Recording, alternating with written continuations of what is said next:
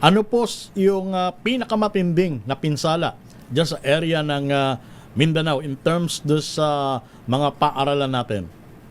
Opo. Ang matinding pinsala po ay nandun po sa Region 12 sa tinatawag nating Soc-Sargen, lalo na doon sa Sarangani, at doon sa Maasin Sarangani, sa Gran Sarangani, at sa Alabel Sarangani. Yun po talaga ang hardest hit.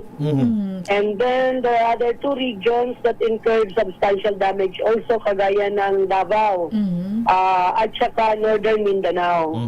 Sa Davao City, Digo City, Magsaysay, and Davao del Sur. And for Region 10 naman, sa Valencia, sa Maramag, Bukidnon, at sa Quezon, Bukidnon. Ang ibang regions naman po natin na nagkaroon ng damage ay ang Region 13, Caraga, Agusan del Sur, at saka yung BARM natin, Maguindanao del Norte and del Sur, at saka yung ating Region 9 sa Zamboanga del Norte.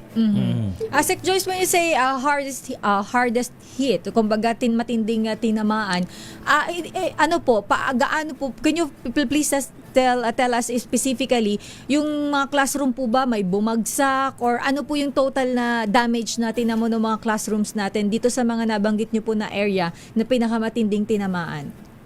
Opo. Kagaya ng sinabi ko po kanina, sa Region 12 po tayo, maraming tinamaan. Ang total number of schools affected ay 161.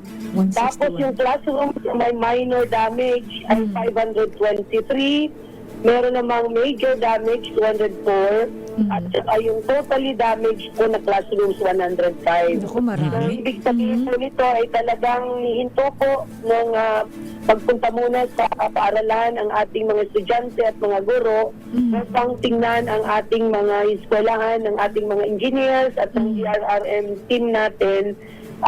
Wala pong papasok, sabi ni Secretary Angara, walang papapasukin unless nagkaroon ng evaluation and determination of the extent of damage, at saka kung ligtas na po ang ating mga paaralan, saka lang po natin papapasukin sila.